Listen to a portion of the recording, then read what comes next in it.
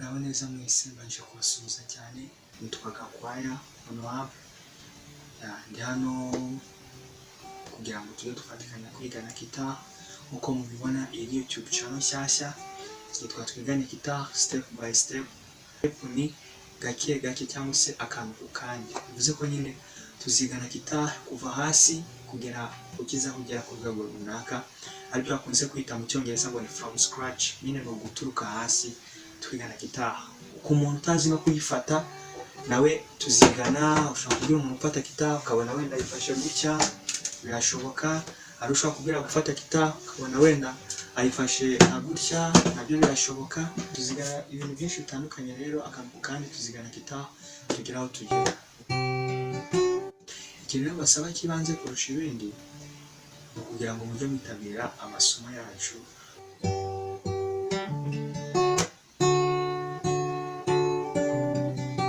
Ku bantu bumva Ikinyarwanda bimaze kugaragara ko bijya bigorana mu kuntu gakeya. Ko umuntu yakiga guitar ari umunyarwanda akoresha ururimi rw'icyongereza.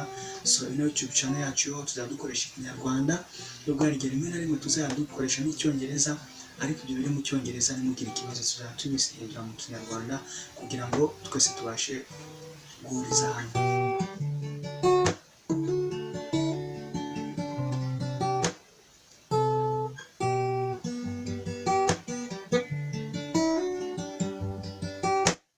Iyi video ya mbere tujye gutangiriraho turi amoko yo gucuranga tuziga. Ubwoko bwa mbere tuzabanza kwigana gucuranga ni gucuranga accompaniment bisanzwe.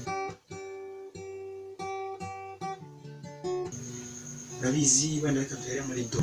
Ushobora kubita ko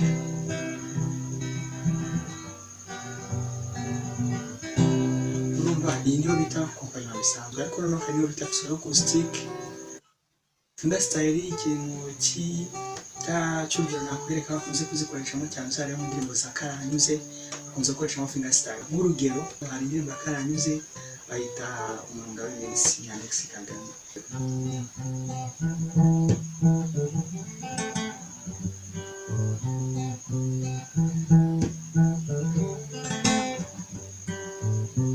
Urumva kuri fingerstyle.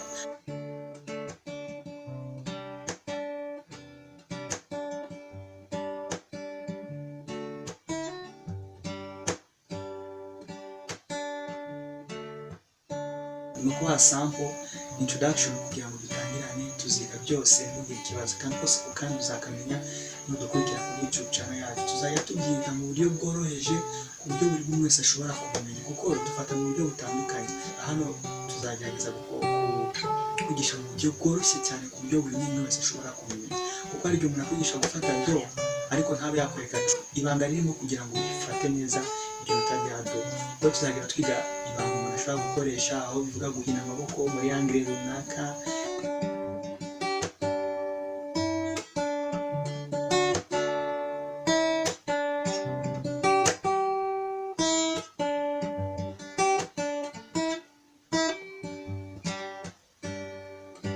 Ntugire ikibazo, nuko turi ari intangiriro ndimo ndabereka ibintu byinshi tuzigana.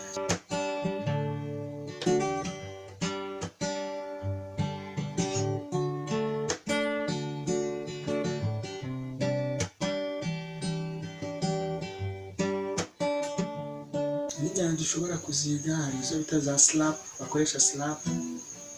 Wenda nk'urugero rw'indirimbo bakoreshamo ushobora gucurangamo slap.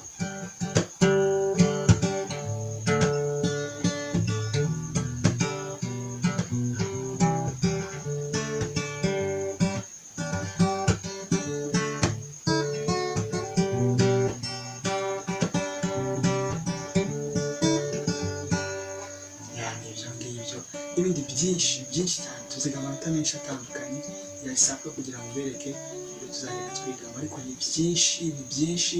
Nanjye nuko nzajya mba ndi kubigisha guitar, ariko ntibikuraho ngomba guhagarika kwiga, kuko nshobora kuba ari akanya hari ikigero ndiho ariko byaba ikindi nshaka kugeraho. So nzajya ngira bikeya ariko tunashaka n'ibindi kugira ngo byose tubisange ikindi nababwiye, indirimbo ushaka ushobora kubandika hasi ukavuga ngo nshaka kumenya gucuranga indirimbo iyi, nta kibazo ntari kugira ngo bibafashemo. Unandika hasi muri comment ukabyandikaho, nkabibona nkagira indirimbo nkayigucurangira nkayikuzana kuri YouTube ukayiga, tugasangira ubumenyi. Nituba hamwe tugafatishanya, ya subscription igure, ya like, ya comment, nta kibazo byose tuzaba tubikora kandi twese twishimiye. Murakoze.